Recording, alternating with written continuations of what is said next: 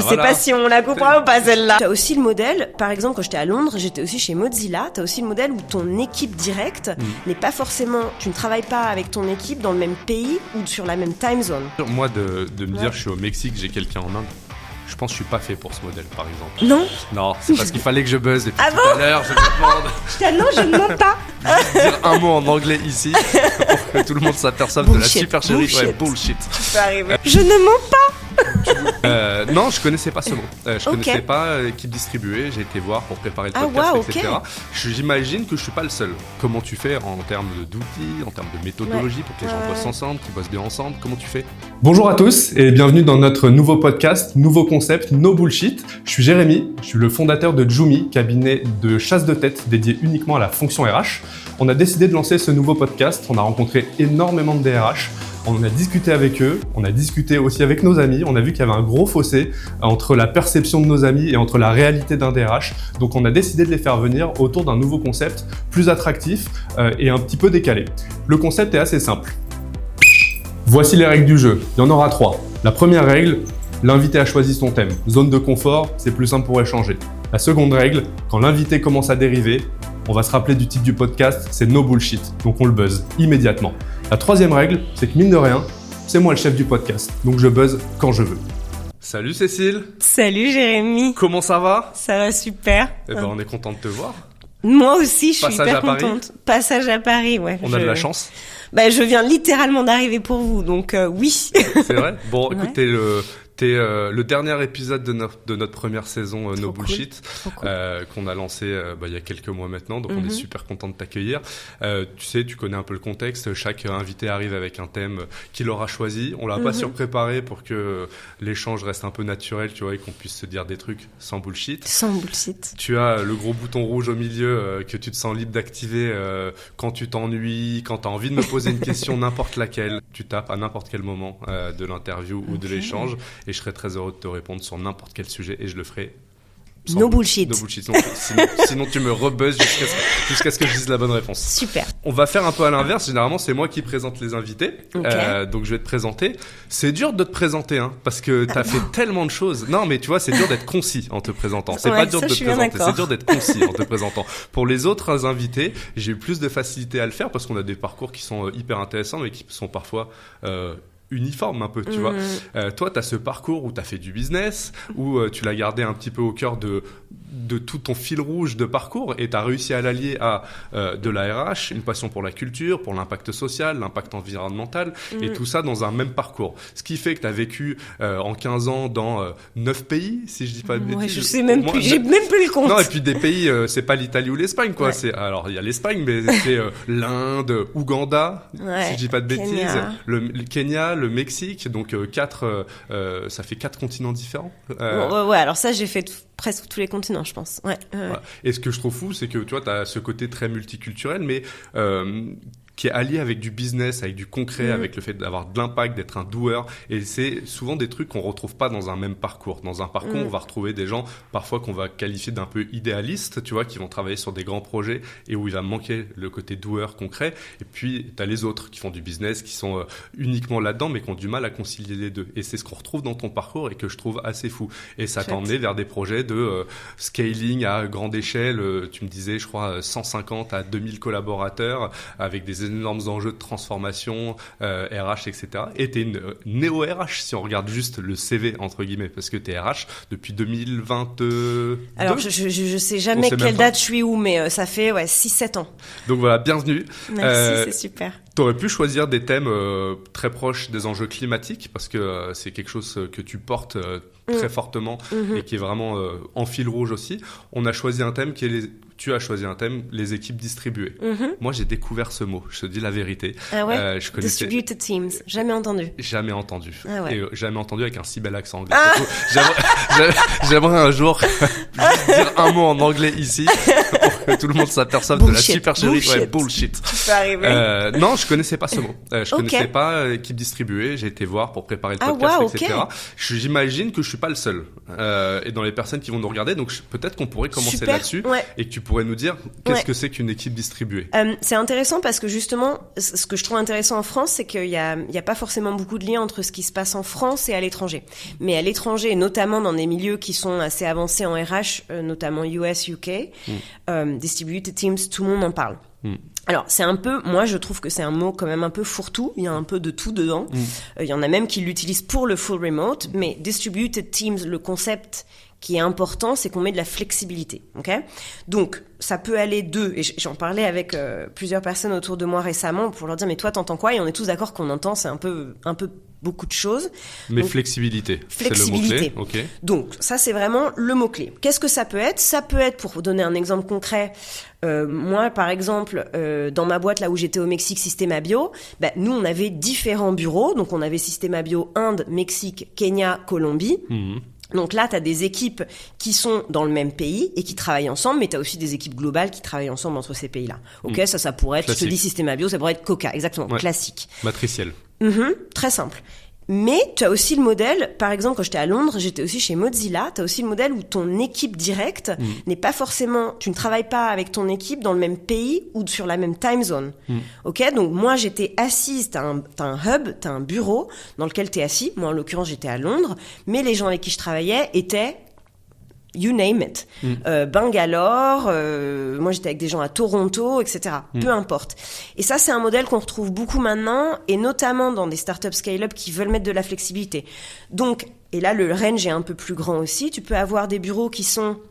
Enfin, des gens qui ne travaillent pas forcément avec leur équipe dans le même pays.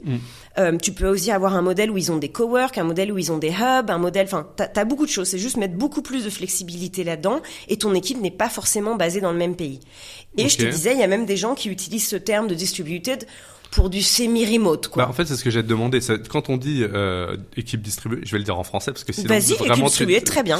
En plus, on s'est fait assassiner dans les commentaires. T'as pas vu dans les commentaires? Que tout le monde parle franglais? Ouais. Ouais, j'ai vu vos podcasts. Moi, je n'ai jamais bossé ni en France. Non, mais moi, j'ai pas de souci avec le fait qu'on parle franglais. J'ai un souci avec le fait qu'on prenne du temps pour commenter et pour dire, vous avez vu, il parle un petit peu avec des mots anglais. Moi, je suis pas content. Si on commence à se fâcher des commentaires YouTube et Facebook, non, mais ça, je vais te dire. Bon, ça m'a fait mal. Alors, du coup, je comprends que c'est pour des équipes spécifiques ou que c'est des cultures d'entreprise. Tu vois ce que je veux dire? Quand on a des équipes distribuées, c'est lié à un projet ou c'est lié à une culture d'entreprise où toute cette boîte est en full remote et a des équipes distribuées. Tu vois, j'ai un peu de mal à capter la différence. Alors en fait, je pense que c'est pas venu de là. C'est venu de modèles de comment attirer des talents. Surtout à un moment où toi, tu sais mieux que tout le monde, il y avait eu vraiment un talent war, donc une guerre des talents pour trouver les meilleurs talents. Et les boîtes ont dû se dire, ok, là je dois trouver des talents, donc je vais devoir un peu plus suivre ce que les talents veulent, donc plus de flexibilité. Donc je pense que c'est parti de là, de vouloir attirer des talents et donc de créer des modèles les plus flexibles pour trouver les bons talents. Je parlais avec une copine la semaine dernière qui est à Zurich, elle me dit à un moment, nous on n'arrivait plus à trouver de talents à Zurich qui étaient bons et pas trop chers, du coup on a étendu, on allait chercher des gens un peu plus loin et là ça fait des modèles où soit tu viens au bureau 2 jours par semaine, soit t'acceptes d'autres villes, soit t'acceptes d'autres villes. Par exemple, c'est du full remote du coup? Pas forcément, parce que tu peux être basé, par exemple, je dis n'importe quoi, ma boîte est basée à Zurich, mais j'accepte d'avoir des hubs, donc des gens qui vont au bureau à Bern, à Bâle, à ce que tu veux. Donc tu as des bureaux locaux. Par exemple. Et tu peux ne pas en avoir. Tu peux ne pas en avoir, ou tu peux avoir un mix des deux. Y a, je pense que si je dis pas de bêtises, une super boîte en France, Carbon Fact, eux ils ont des hubs en Europe, donc je pense qu'ils ont Amsterdam, Paris, Basel et Barcelone, et les gens doivent être basés sur un de ces hubs-là. Mais ça peut être un mix, ça veut dire que ça peut être que tu peux avoir ces bureaux-là, mais tu peux être aussi partie de no office. Donc c'est vraiment, tu vois, c'est un peu le mot fourre-tout parce qu'il y a beaucoup de choses, mais en tout cas, ça veut dire que tu travailles avec ton équipe ou tes équipes, pas forcément dans le même pays et dans les mêmes time zones. Ce qui crée des choses... alors comment tu fais, en fait, en termes d'orga, tu vois, quand t'as une équipe qui est à Bangalore, comme tu disais, une équipe qui est à Bâle, comment tu fais en termes d'outils, en termes de méthodologie pour que les gens bossent ensemble, qu'ils bossent bien ensemble, comment tu fais? Il y a beaucoup de choses là-dedans.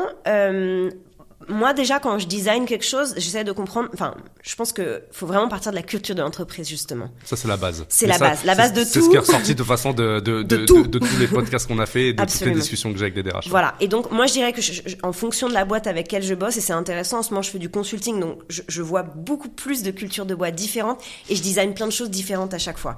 Et donc il faut partir de la culture d'entreprise et designer quel est le modèle qui fonctionne pour eux, en fonction de leur appétence à la flexibilité ou pas, en fonction de eux-mêmes, leur personnalité, en fonction de quel talent ils veulent et où. Parce que en fonction de où tu veux quel talent et quels skills, ça peut être intéressant d'ouvrir des hubs différents. Notamment Google qui a son hub très technique en Suisse. Enfin, je te dis n'importe quoi, tu peux avoir des choses comme ça. Ce qui est important quand tu travailles avec des équipes distribuées, et on voit vraiment ça aujourd'hui, c'est-à-dire que les gens ont beaucoup envie de flexibilité, mais les modèles de travail ne fonctionnent pas forcément. C'est-à-dire qu'on a toujours travaillé en étant tous ensemble au bureau. Ça, c'est quelque chose que maintenant, on sait faire. On va au bureau, ça marche, voilà. Mais on n'a pas encore crack the model, donc on n'a pas encore réussi à faire fonctionner un modèle plus flexible, plus distribué. Ok ? Et ça, on le voit dans à peu près n'importe quel modèle. Alors, il y a des entreprises qui avancent un peu mieux que d'autres. Atlassian, qui est aux États-Unis, est une des plus grandes, qui a des modèles, qui a des résultats un peu meilleurs. Mais globalement, c'est des modèles IBM n'a pas fait ça historiquement. Je connais pas le modèle d'IBM. Enfin, il y a beaucoup de boîtes qui font beaucoup de choses. IBM, je connais pas assez pour dire si ça a marché. Parce que c'est nouveau le concept d'équipe distribuée, ou c'est juste qu'on en parle plus? Je pense qu'il y a des nouveaux modèles maintenant. Ça veut dire que le modèle où on était dans différents pays, ça existait. Comme on disait, Coca, IBM, ce que tu veux. Le modèle que ton équipe n'est pas forcément dans le même pays. Moi, j'étais chez Mozilla en 2012, c'était déjà le cas. C'était, à part le vrai tech, c'était pas quand même quelque chose qui était beaucoup fait. Toi, tu l'as vécu, du coup, l'équipe distribuée. Ouais. Tout au long de ta carrière ou Tout au long de ma carrière. Dans tous mes jobs. En tant que manager et en tant que manager? Ouais, dans tous les On le vit de la même manière? C'est une bonne question. Donc non, c'est ça ce que j'allais dire, c'est que je pense qu'il y a une rupture des modèles de comment ça marche. Et en fait, les collaborateurs sont très insatisfaits en ce moment de justement, des frictions continuelles pour arriver à bosser ensemble. Et ce qui est intéressant en termes de RH, là, pour le coup, c'est que c'est pas si facile, en fait. Tout le monde en tech dit... Enfin, c'est pas vrai, pas tout le monde en tech. Plein de gens en tech disent il y a plein de choses à faire. Certains en tech disent il y a plein de choses à faire pour que le modèle soit simple. Ouais. Moi, je pense qu'on est en train de trouver, d'essayer de trouver quel modèle marche. C'est pas si simple. Mais il n'y a pas un modèle, de toute façon. Il n'y a pas un modèle. Il y a des boîtes, des cultures et des modèles adaptés. Ouais. Mais il y a plein de choses qui sont pas si faciles à faire marcher. Par exemple, j'ai un exemple que je vois beaucoup. Quand tu es au bureau, quand tu vas au bureau tous les jours, pour comprendre la stratégie de l'entreprise, la vision, les objectifs, finalement, tu l'entends assez de fois pour que ça marche. Pareil pour la culture. Tu y es, tu commences par le comprendre. Dans un modèle distribué ou d'ailleurs remote, moi, un des plus gros problèmes que je vois, c'est la clarté. Les gens ne sont pas clairs sur les objectifs et où va la boîte et où va leur team, leur équipe. Et donc, il y a vraiment quelque chose à faire à ce niveau-là. Et je suppose qu'en tant que manager, la frustration, elle est là. Il y a aussi quelque chose au niveau de, bien évidemment, se voir. Il y a un peu ce truc-là, je trouve, dans les équipes distribuées et remote. Les gens adorent ce modèle. C'est quelque chose qui vraiment attrait beaucoup. Et il y a un espèce de bras de fer avec les boîtes aujourd'hui qui, évidemment, ramène les gens au bureau. Les gens ont vraiment envie de faire du remote. Mais, en même temps, les gens se sentent aussi très seuls. Donc, il y a quelque chose à faire aussi au niveau manager. Il faut trouver le bon rythme qui marche à l'entreprise et aux collaborateurs. Et ça, c'est pas évident. Quelque chose, quand tu es en distribuant en remote, c'est très important de savoir écrire des documents de façon concise. Parce que tu partages avec des gens, pas forcément en leur expliquant, et tu peux pas forcément leur répéter 10 fois parce que t'es pas sur la même time zone. Si t'es au Mexique et que moi je suis en Inde, on n'a pas trop d'heures en commun. Tu vois, je peux même te dire on en a pas puisque j'ai habité dans un pays et je travaille avec l'autre. Donc, mais alors je te laisse finir, je te pose une question après. Non, et du coup voilà, écrire de façon brève et concise, c'est hyper important. Et ça, en termes de manager, c'est très compliqué. Et donc ça amène de la difficulté parce qu'on a plein de managers qui donc sur ces challenges que je t'ai donnés, ils savent pas encore faire. Et donc, ils ont beaucoup besoin de support en termes de RH pour dire, aidez-moi avec ces nouveaux modèles. Moi, j'ai jamais fait ça. Mes collaborateurs peuvent être frustrés. Qu'est-ce qu'on fait? Et là, il faut amener de la formation, mais il faut aussi leur amener des nouveaux modèles. Enfin, très franchement, en plus de formation. C'est super dur. Moi, de me dire, je suis au Mexique, j'ai quelqu'un en Inde. Je pense que je suis pas fait pour ce modèle, par exemple, de me dire j'ai une équipe que je vois pas, etc. Ou je suis pas fait pour manager ce type de modèle. Donc moi, à mon avis, je suis pas fait pour ce type de modèle. Est-ce qu'il y a un type de personne, un type de personnalité qu'on recherche quand on va mettre en place des équipes distribuées, etc. Est-ce que tout le monde est capable de rentrer dans ce modèle? Et a priori, je pense que c'est pas le cas puisque moi, je le suis pas. Comment on fait pour recruter, tu vois, une équipe, une vraie équipe distribuée qui va être à l'aise, qui va avoir cette culture de l'écrit, qui va pouvoir transmettre, etc. Comment on fait? Comme les modèles qui marchent n'existent pas encore beaucoup, t'as pas encore beaucoup de profils qui ont montré qu'ils ont réussi à faire ça. Ouais. Donc aujourd'hui, le challenge, c'est pour trouver des gens avec du potentiel et pouvoir les former. Ça, je pense que c'est vraiment hyper important. Donc des profils notamment assez globaux qui comprennent ce que c'est. C'est une chose bête, mais moi, quand j'habitais au Mexique, tous les matins, je me levais à 6h du mat parce que mes équipes étaient en Inde, que moi, j'avais habité dans différents pays et que je savais que j'avais fait le calcul. Enfin, c'est pas compliqué, mais quand t'habites dans différents pays, tu sais que c'est vraiment pas marrant de te coucher à 10h parce que ton chef, il s'en fiche de toi et il habite à l'autre bout du monde et quand il se lève, t'as la réunion. Donc moi, je voulais absolument être sympa pour mes équipes en Inde et du coup, je me levais hyper tôt pour qu'elles se couchent pas trop tard. Mais c'était c'est bon toi compromis. qui fais l'effort. Donc ça veut dire qu'il y a forcément quelqu'un qui fait un effort quelque part. Inde, Mexique, c'est pas commun. Ouais. C'est pas commun. Là, t'es vraiment... Et d'ailleurs, une des avancées, bon, on en parlera à l'occasion, mais une des avancées, c'est justement de dire moins de time zone. Mais ok. Donc sur le niveau du profil, ce qui est intéressant, c'est qu'il n'y a pas encore beaucoup de gens qui peuvent montrer qu'ils ont travaillé sur des modèles qui marchent vraiment. Il y en a surtout en tech, mais pas énormément. Donc moi, je dirais c'est plutôt des gens qui montrent qu'ils sont capables d'être sensibles à différentes cultures, très empathiques avec d'autres gens, et puis partir de là pour essayer de voir comment on les forme à des nouveaux outils, de nouvelles méthodes, des gens qui ont envie d'essayer des nouvelles façons de faire, je dirais, plus qu'autre chose. Ouais, je comprends. Et alors, quand tu pars dans cette optique d'avoir une équipe hyper multiculturelle, Inde, tu veux me donner des exemples assez opposés, Inde, Mexique, etc., et que tu es une boîte, je sais pas, avec un siège au UK, avec une culture UK de base, tu fais ça parce que tu as besoin multiculturellement de t'ouvrir les chakras et d'être plus inclusif. Tu fais ça parce que tu n'arrives pas à trouver tes talents. Parce que je me dis, moi, la facilité, c'est de prendre des gens sur une time zone de 3 heures max. Tu vois. Ouais, pourquoi je vais prendre Mexique et Inde, par exemple? C'est parce que j'ai pas les talents dans ma time zone. Ouais, alors moi, je suis très partisane de ça. Il y a beaucoup de gens qui disent beaucoup de choses. Alors après, si tu vas hors de ta time zone, ça peut être aussi beaucoup moins cher.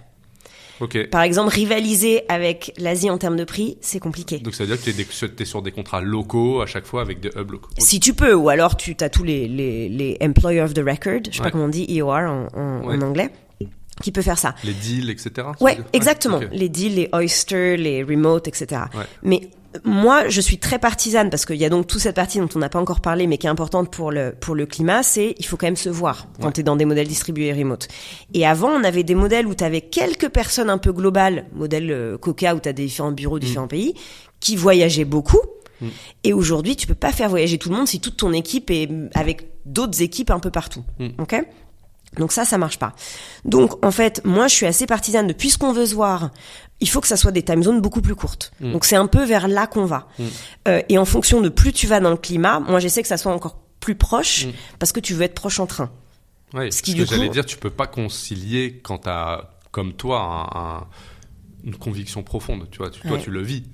Tu travailles dans des boîtes, tu le vis au quotidien, etc. Tu le concilies pas avec le climat quand t'as quelqu'un au Mexique et en Inde et que tu les fais se voir. Non. Donc puis moi, c'est... Pas, non. Bah alors, faut décider. Tu vois, nous, on offsetait tellement de carbon credit, donc on arrivait. Mais je pense qu'il y a un moment, faut être clair. Sachant que c'est des modèles, si tu acceptes. Là, il y a une des boîtes sur lesquelles j'ai bossé qui était hyper intéressante en énergie. On avait décidé pas d'avion parce que très climat, très engagé. En fait, ça marche en Europe, ça. Parce qu'il te faut des trains rapides où tu peux être à peu près à 4-6 heures de train maximum pour te voir 3-4 fois par an pour connecter les gens. Pas évident. Donc ça, mais effectivement, ça peut être une façon de faire pour que tu aies tes talents relativement proches et les trouver. Et dans ce cas-là, ça peut être intéressant parce que, je te dis n'importe quoi, peut-être que Berlin va être mieux pour trouver des talents très tech un peu moins chers, mais que tu vas avoir des gens très pointus, je sais pas, en medtech en Suisse, ou des gens très pointus. Je sais qu'il y a des développeurs très bons maintenant dans le sud de l'Europe qui déménagent en Espagne et au Portugal très fort, beaucoup, les deux. Donc, tu vois, ça peut être intéressant d'avoir plusieurs hubs. Et je pense que c'est ça une des questions. Sur ta time zone, si t'en as pas, c'est plus compliqué. Moi, je pense qu'il faut mettre moins de time zone et être d'accord. Ce qu'on faisait aussi sur les deux continents américains, si on pense, en France, on apprend qu'il y a qu'un continent américain, dans d'autres pays, on apprend qu'il y en a deux. Bon. Ouais. Mais tu vois, nous, par exemple, ce qu'on faisait quand on était au Mexique, c'est qu'on acceptait d'être sur une time zone, donc on acceptait de prendre des pays d'Amérique du Sud pour pouvoir avoir des talents potentiellement moins chers, mais sur ta time zone. Ouais, ok. Mais alors, tout ça, c'est lié au business, quoi. Ouais. En fait, le principe d'équipe distribuée, c'est est-ce que c'est un truc joliment brandé pour gagner de l'argent ? Pour gagner de l'argent, je sais même pas si le corps En fait, je pense que le nerf de la guerre, il est pas là. Le nerf de la guerre, c'est que si tu veux attirer des talents aujourd'hui, et surtout dans le monde des startups et scale-up où tu leur donnes pas non plus le plus gros salaire, la voiture et l'agenda, tu peux leur offrir quelque chose qui est intéressant. Du purpose, par exemple, du sens dans ce qu'ils font, du dynamisme, innovation et de la flexibilité. Ce que les gens veulent profondément. Ouais, je comprends. Donc, c'est business plutôt par cet angle-là, c'est que tu arrives à attirer des talents qui veulent ça aujourd'hui. Ça, je pense que c'est vraiment intéressant. Et alors moi, ça m'a beaucoup étonnée parce que moi, j'étais dans une boîte, j'ai que travaillé vraiment dans le climat et l'impact social très, très, très fort. Et je demandais beaucoup, qu'est-ce qui vous a fait venir chez nous ? T'as aussi travaillé dans le caca. J'ai travaillé dans le caca. Tout le monde adore cette histoire. J'ai travaillé dans le caca. Et donc, dans cette boîte de caca, je demandais beaucoup aux gens, qu'est-ce qui vous attire chez nous ? Donc, on est une des plus grosses boîtes dans le climat qui marche un peu, mid-size, etc. Tout le monde me disait, je veux travailler avec une équipe globale. Ah, on parlait même pas du secteur d'activité. Non, je pense que c'est très attirant aussi parce que on est très européen centré en Europe, mais en fait pour plein de pays c'est très attirant cette casquette globale, travailler avec des gens de partout. Mais ça va souvent ensemble. Tu sais, j'ai l'impression, peut-être j'ai une énorme bêtise, mais la sensibilité aux enjeux climatiques, globaux, ça va avec l'intérêt à l'autre. La multiculturalité, le fait d'avoir l'esprit ouvert. Enfin, j'ai l'impression, je te dis peut-être que je dis une énorme bêtise, mais j'ai l'impression que ça se rejoint souvent. Alors oui et non. Je pense qu'en général, quand t'es ouvert au monde, c'est qu'en général t'es ouvert à évidemment à l'impact social, à l'impact environnemental, aux autres, à protéger un peu la planète, etc. Oui. Après, moi j'ai bossé que tout le début de ma carrière, c'était que pays émergents. Ouais.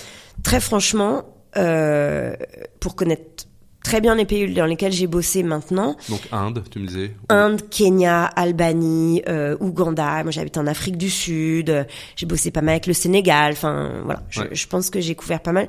Et l'Asie, moi, je bougeais beaucoup aussi en Asie.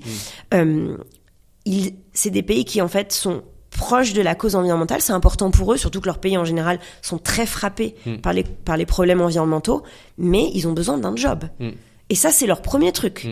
Et il faut arrêter de leur demander en plus d'avoir une cause sociale. Ça, c'est vraiment important. Donc nous, par exemple, en compensation, on paye au marché. Il y a même pas de discussion. On te donne un job, on te paye moins parce que on est une start. Non, ça c'est pas négociable.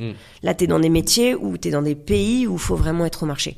C'est une digression, mais c'est important. Non, mais donc, tu peux pas avoir un impact environnemental et jouer sur le social. Enfin, tu vois, ça va pas ensemble. Ça va pas ensemble non plus. C'est beaucoup. Et toi, ça vient d'où ? Enfin, c'est un peu. Je digresse un petit peu aussi, mais ça vient d'où ton intérêt, tes convictions pour ces enjeux, cet impact environnemental ? C'est depuis toujours. Il y a eu un déclic. C'est une rencontre. C'est de famille. Tu vois, ça vient d'où ? Ouais, c'est une bonne question d'où ça me vient cet impact. Je n'ai pas de réponse. On m'a souvent posé la question. Non ? Non, c'est parce qu'il fallait que je buzz depuis tout à l'heure. Je me demande. Non, je ne mens pas. Je ne mens pas. Tu voulais pas la question sur les briques parce que ça tombait à pas de briques ici. Par contre, je sais pas si il y a des panneaux. J'étais une plante. Non, il y a des panneaux insonorisants derrière. Tu vois. Il y a un mur de panneaux insonorisants. Tu serais lequel panneau insonorisant ? Oh là là, c'est une question difficile. Tu vois, il y en a en plus qui tombent un petit peu, il y en a qui s'écartent des autres. Ça c'est. Ah non, mais moi il y en a un là-haut qui est pas. Moi, je suis Madame Sociale. Moi, je serais au milieu des panneaux insonorisants. Tous les panneaux insonorisants. C'est l'ensemble des panneaux. Je sais pas si tous, mais alors déjà, moi, jamais je serais le panneau insonorisant. Je fais tellement de bruit. Un bon DRH, oui, ça c'est sûr. Un bon DRH, c'est quoi pour toi un bon DRH ? C'est un DRH qui soutient, c'est un DRH qui est au centre des autres, c'est un DRH qui fait le lien entre tout le monde, c'est un peu tout. Ouais. Moi, je pense que c'est un peu tout, mais je pense qu'un vraiment bon DRH, c'est quelqu'un qui fait vraiment du lien et de façon assez main invisible.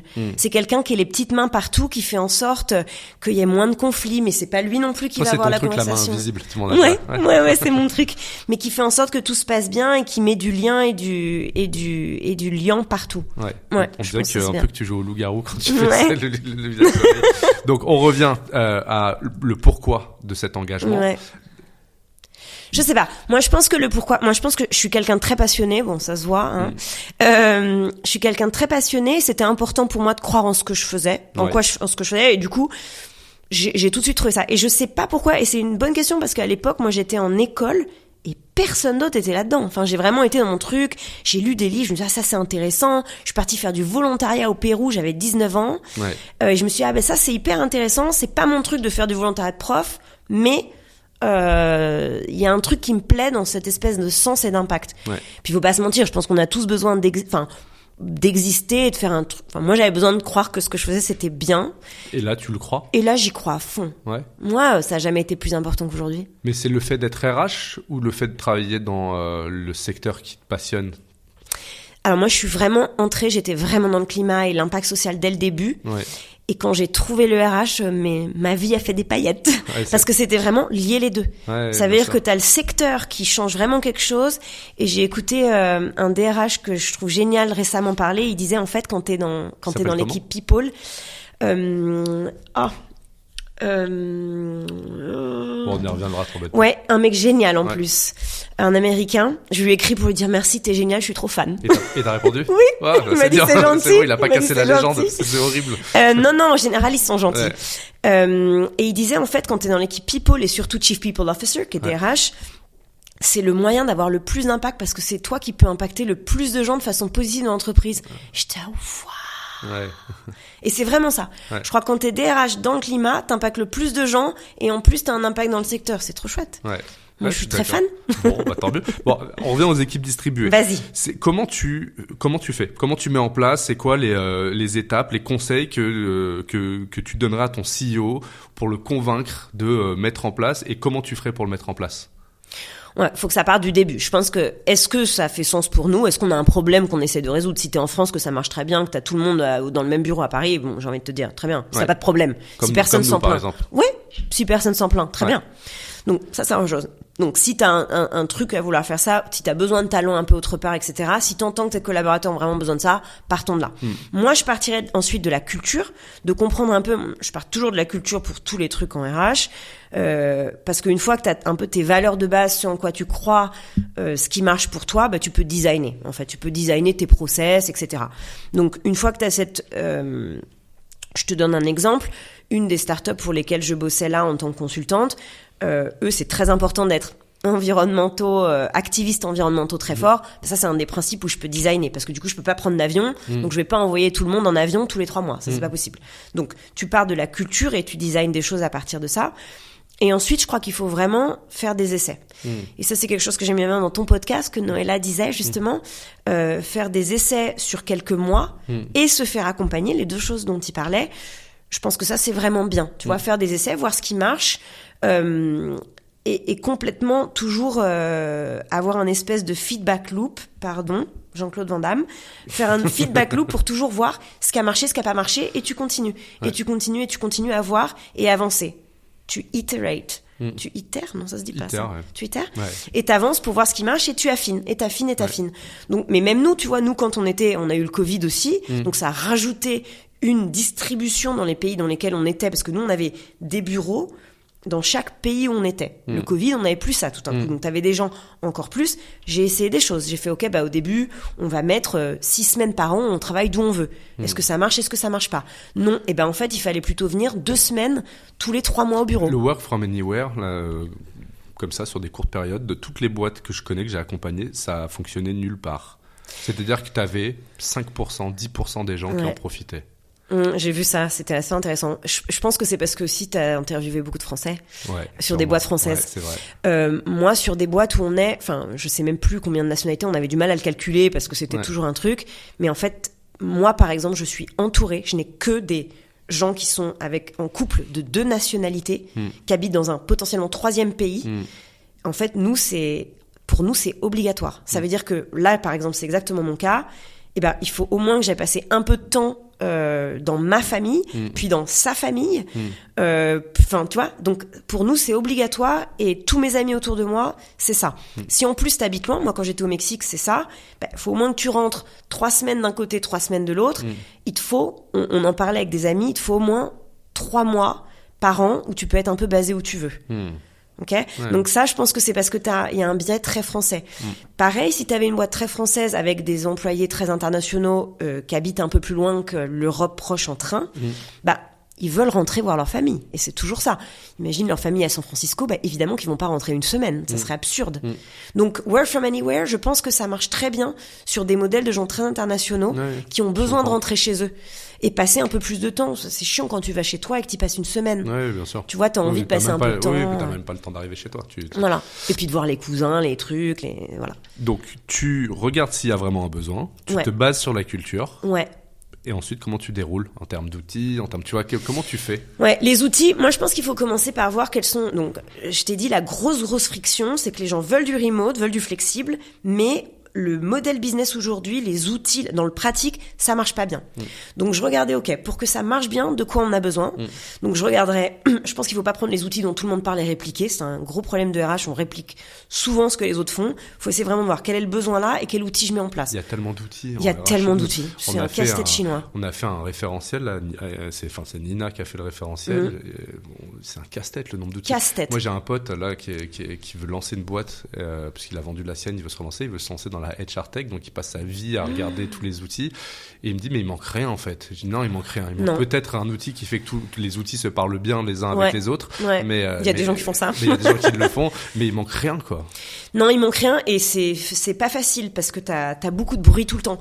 Mais justement, il manque rien, mais du coup ça veut dire qu'il y a plein d'outils pour un peu des niches différentes. Donc tu peux trouver quel est le bon outil pour toi.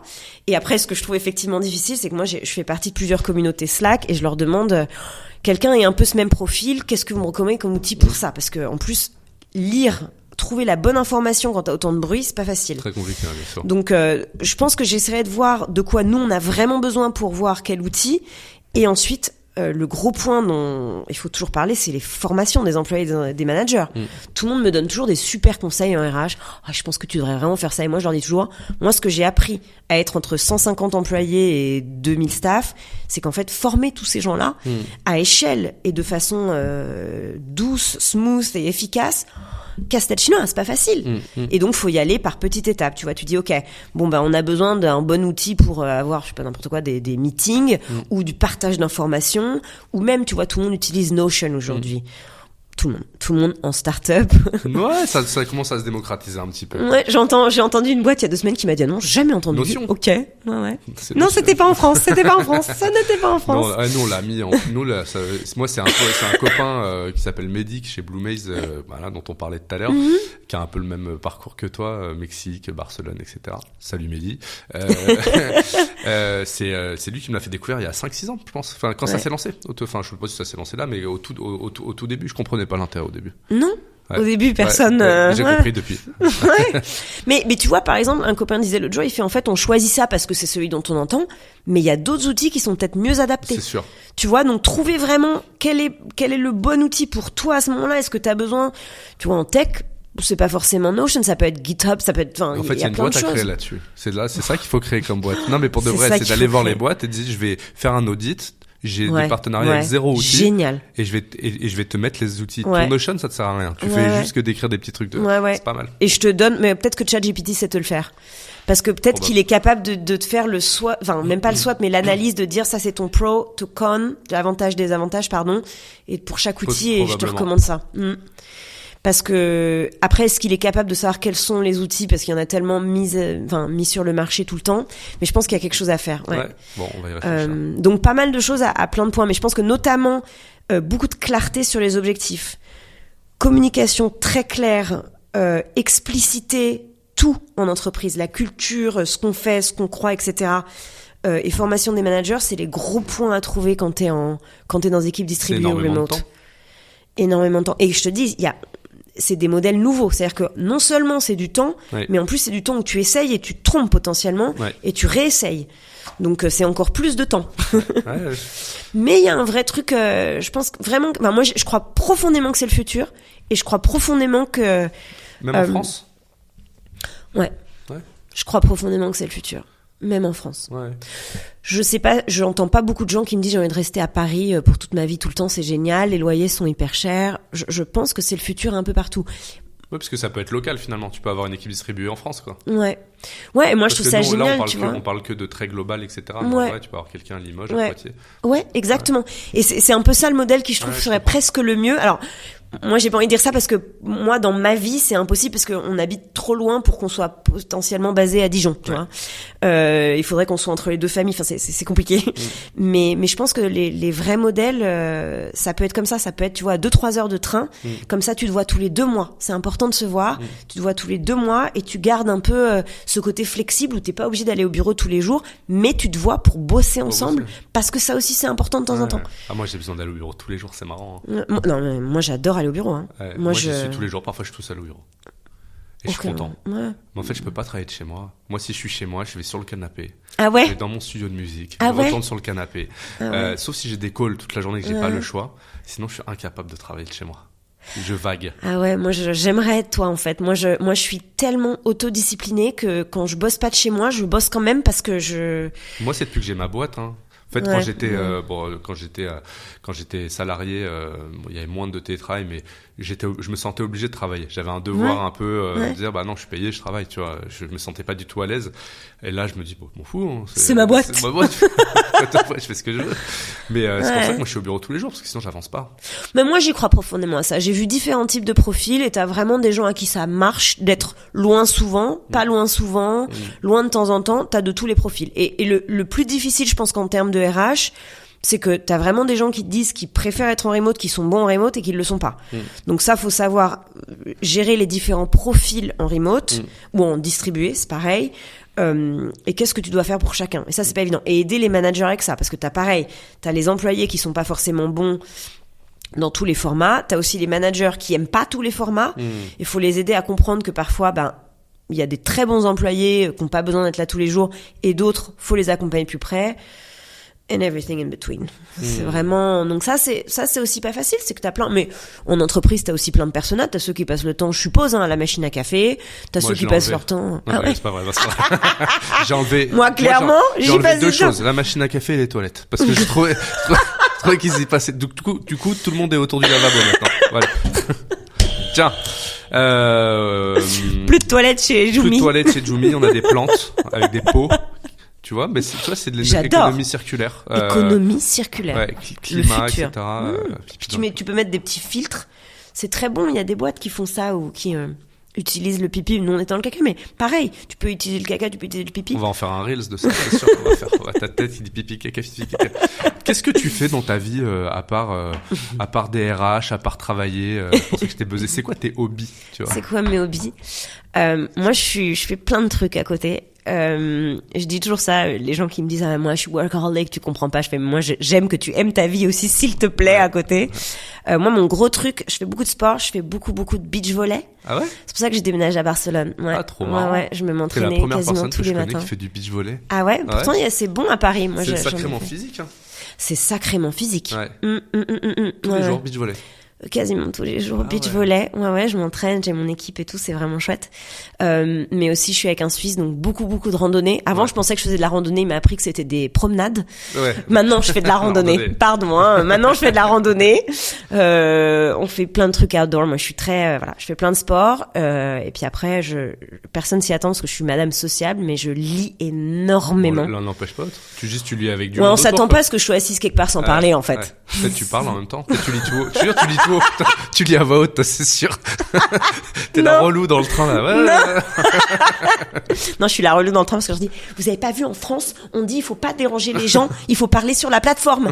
Et ça, c'est le seul truc où je suis très française, où je dis, non, en France, on parle que sur la plateforme. Non, ça me rend fou. Les gens dans le train, là. Ça me rend dingue. Moi, j'ai un problème. J'ai 2 problèmes dans le train. Les gens qui parlent fort et les gens qui se s'assoient pas à leur place. J'ai l'impression que c'est une religion dans le train de s'asseoir sur une place random jusqu'à ce que j'arrive et que je te dise, bah non, c'est ma place. Moi, je vois pas souvent ça. Mais les gens, là, j'avais un mec derrière moi ce matin, il a pris sa réunion sans écouteurs. Ouais. Moi, j'étais là. Et je dis, en France, on te l'a dit, on parle sur la plateforme. J'avais l'impression d'être la relou. Mon mec, il me dit, mais t'es relou. Je fais non, en France, on est comme ça. On parle que sur la plateforme. Toi, t'es française dans le train. Moi, je suis française dans le train. Nulle part d'autre. Mais dans le train et à la boulangerie. T'es très français. Je comprends. T'as une anecdote marrante sur du travail distribué? Tu vois, un truc qui t'est arrivé, soit insolite, soit rigolo? Bon, j'en ai des milliers forcément. En fait, ce qui est drôle, c'est quand tu bosses avec plein de pays différents. Ouais. C'est surtout ça qui est. C'est ça, ouais. C'est culturellement. Et ça, j'en ai plein. Enfin, il y en a 2 que j'aime vraiment bien. Disons une récemment. Moi, je faisais en termes de DRH pour que nos pays se connaissent un peu mieux. On avait un mois de la diversité. Et une des choses, c'est que chacun des pays devait présenter un peu aux autres pays ce qui se passait, enfin tu vois ce qu'étaient les do et don'ts dans le boulot. Donc là j'ai mis mille trucs rigolos parce que des fois ils se comprenaient pas, les Indiens, ils fait mais quoi déjà vous vous embrassez, à quoi ça sert, enfin tu vois. Donc j'avais pas mal de trucs comme ça, mais ce qui était rigolo c'est quand les Kenyans expliquaient un peu le modèle de la dot et du coup les Indiens s'étaient mis à fond. Ah bon, mais vous c'est combien? Ouais, nous c'est comme ça. Et les Indiens et les Kenyans ils discutaient de comment ils géraient la dot. C'était hyper drôle. Mais voilà, quand tu mélanges des cultures, il se passe toujours des trucs hyper drôles. Il y a des faux pas. Moi, quand j'habitais à Londres, on était une équipe hyper internationale et il y avait eu la Nigériane qui avait dit à la Brésilienne « Oh, j'adore, t'as des grosses fesses, c'est incroyable, elles sont trop belles. » Parce que, je vais pas dire, j'aime pas quand les gens disent en Afrique, c'est 54 pays, il faut arrêter les bêtises, mais beaucoup de pays d'Afrique, la plupart des pays d'Afrique, avoir des grosses fesses, c'est super, tu vois, c'est beau. Mais au Brésil, tu ne dis pas à une nana qu'elle a des fesses énormes. C'est pas possible. D'accord. C'est un faux pas complet. Donc, tu vois, ça, tu peux avoir des choses comme ça où les gens essayent de connecter, puis ratent un peu au milieu, et puis ça peut créer un drame RH très grave. Là, ça crée un drame où il y a de la compréhension derrière de. Voilà, il y avait eu un petit drame. J'étais pas RH à ce moment-là, mais la RH m'avait raconté qu'elle avait passé un peu de temps. Mais ça peut arriver, tu vois. Ce qui est ok et pas ok dans certains pays, tu vois. En Inde, on a beaucoup d'hommes qui se tiennent par la main. Oui. Si tu fais ça au Mexique, ça peut être, tu vois. Donc, il faut quand même bosser pas mal de choses à faire en formation, des formations adaptées à tout le monde, que tout le monde puisse comprendre. C'est pas forcément facile, mais si tout le monde a le bon état d'esprit, nous on n'a jamais eu de gros problèmes. Alors je touche mais je pense que si t'as des gens ouverts à ça et si tu crées une idée de, les autres cultures c'est hyper intéressant, vous allez apprendre quelque chose, on peut en rire, c'est chouette. Ouais, ça peut être ma sœur cool. a fait un master en management interculturel, etc. Fascinant. Donc, elle est jeune, mais elle a déjà vécu en Colombie, en Espagne. Ah ouais, etc. Cool, ok. Ouais, et du coup, on avait pas mal parlé. C'est vrai que mais c'est passionnant. Mais faut que ça t'intéresse. Sinon, tu vas le vivre comme une contrainte ou comme un fardeau. Ouais. Ouais. Mais maintenant aussi, il y a aussi beaucoup, faut que ça t'intéresse, je suis d'accord, mais maintenant il y a aussi plein d'outils chouettes qui peuvent t'aider, tu vois, en plus à mettre des choses en place, tu vois, il y a des bouquins très bien, il y a des outils, il y a des choses. Oui, mais pour lire un bouquin, ça veut dire que t'as un intérêt de base, tu vois. T'as des personnes qui sont pas faites pour ça. Non. Ouais. Et c'est ça où je pense, tu vois, pour en revenir un peu à ce qu'on me disait au début, je pense que quand t'avais des pays comme ça, en fait, où le modèle distribué était plutôt, t'avais différentes équipes dans différents pays. C'est ce que je te disais un peu au début, t'avais surtout un petit pourcentage de gens qui voyageaient beaucoup. Et eux, probablement, étaient un peu plus ouverts, mais pas forcément tout le monde. Alors que maintenant, dans des modèles plus flexibles, ce qui est chouette aussi, c'est que t'as plus de gens qui vont voir d'autres gens, t'as beaucoup plus d'interpénétration culturelle, ce qui est potentiellement beaucoup plus intéressant socialement. Tu mélanges vraiment des gens qui peuvent se voir. C'est au moment où tu te vois, en fait, que t'apprends. Tu vois, moi j'avais fait pas mal de temps. Attends, je vais t'en donner une bonne. Alors je sais pas si on la coupera ou pas celle-là. J'ai besoin à chaque fois de te chauffer. Alors pour vas-y. Jusqu'à la bonne anecdote. Je ne vais pas donner de pays ou de boîte où j'étais. Et pourtant on avait fait des formations un peu. Tu vois, c'est des gens qui arrivent de milieux normalement assez éduqués, donc qui auraient dû être exposés à certaines. À des différences d'orientation sexuelle, etc. Et on s'est retrouvés, on était tous à une réunion dans un pays, et un de nos leaders nous a dit, c'est super, moi je m'attendais pas du tout à ce que quelqu'un d'homosexuel puisse être un leader normal. Normal, ouais. Et nous, on était tous là, tu sais, nous, on était européens, américains, machin, donc on a eu beaucoup plus d'éducation pour notre défense. Attention, pour sa défense, pardon. Ouais. Et il nous avait dit ça, et il continue, il fait, en fait, il est homosexuel, mais il est comme moi, en fait. Et tu vois, ça, c'est quelqu'un qui est très, très éduqué dans un pays, dans un pays émergent, mais très éduqué, qui a dû tu vois, c'est pas possible, il y en a pas, qui a dû être exposé quelque part quand même, qui a eu des formations chez nous, mais qui avait, jusqu'au moment où il l'a vu de lui-même et expérimenté. Et donc, je pense que dans un modèle très distribué, flexible, la chance que t'as, c'est que tu peux avoir beaucoup plus de liens sociaux et de connexions qui font « Ah t'es comme moi. T'es chinois, t'es indien, t'es mexicain, t'es kényan. Mais en fait, tu kiffes tes enfants, t'aimes lire et que t'aimes cuisiner. Les fondements sont les mêmes. Après, c'est la manière de les vivre qui peuvent être un peu différente. Ouais. Et ça peut être cool quand tu mets des équipes distribuées ensemble, tu vois, qui veulent se voir plus souvent, au lieu d'avoir les 3 dirigeants qui se baladent entre les pays. Ouais. Tu vois, là, t'as beaucoup plus de choses à faire, je pense. Ouais, c'est intéressant. Je pense que si on rajoute la partie climat, c'est encore plus difficile. Ouais. Moi, ce qui me brise un peu le cœur aujourd'hui, c'est que je crois qu'il y a des boîtes, et surtout encore une fois en tech, mais pas que, des boîtes un peu modernes, start-up, scale-up, qui font beaucoup de choses sur des équipes distribuées et qui du coup se disent super, on a que juste voyager tout le temps. Et donc c'est la jet setting, c'est ils vont faire un super offset, pardon, et du coup tout le monde va me détester de ça, mais faire un super offsite à Marrakech, un offsite. Déjà, on n'a pas attendu la fin de l'épisode, c'est depuis day one, depuis hour one. Non mais tu vois, du coup ils en profitent pour aller voyager partout. Ouais. Si t'as un vrai engagement climat, c'est pas facile parce que justement du coup tu te dis si on doit être assez proche et on doit prendre du train. Tu peux pas aller emmener tout le monde faire 3 jours au bord de la mer, je sais pas où, au Portugal, tu vois. Donc ça, je pense que c'est un truc vraiment intéressant à penser, qu'on soit vraiment climat ou que ça fasse partie des valeurs de base pour un monde de demain. Je pense que c'est important. Et c'est pour ça que ton modèle de peut-être être en hyper local, c'est pas débile.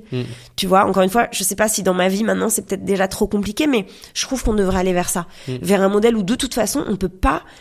En anglais, tu dis you cannot afford. Tu peux pas permettre de vivre dans un avion tout le temps. Ça n'a plus de sens cette vie-là. Tu vois, on l'a bien vu pendant le Covid. Donc peut-être trouver des modèles où on est d'équipes distribuées pour juste donner plus de flexibilité, mais pas non plus être trop loin parce que l'humain a envie de se voir. Je pense que ça y a quelque chose à faire sur ce modèle-là. Trop bien.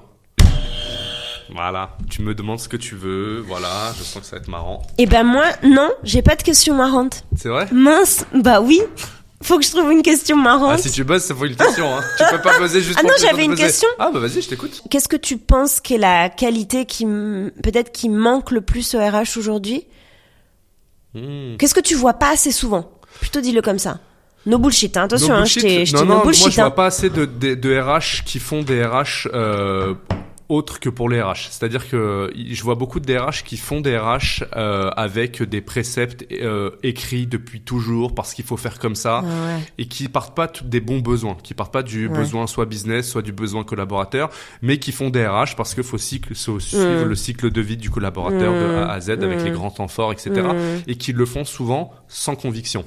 Donc les gens qu'on a reçus ici, c'est pas le cas, c'est pour ça qu'ils parlent, c'est pour ça qu'on les voit, parce qu'il y a des convictions, parce que c'est facile, mais ils représentent pas la majorité des RH avec lesquels on peut nous être en contact toute l'année. Il y en a beaucoup qui font leur job, tu vois, qui sont là dans un rôle opérationnel, qui distribuent, mais qui ont pas ce feu sacré, tu vois, qu'il faut quand même pour être RH. Et ça, c'est pas du bullshit de dire, normalement, tu dois être un peu passionné, tu travailles avec des humains, t'as envie de les élever, t'as envie d'accompagner une organisation à atteindre ses enjeux business. Normalement, tu dois avoir un peu le feu qui t'accompagne. Je trouve que chez beaucoup de nos DRH qu'on accompagne, on le trouve pas.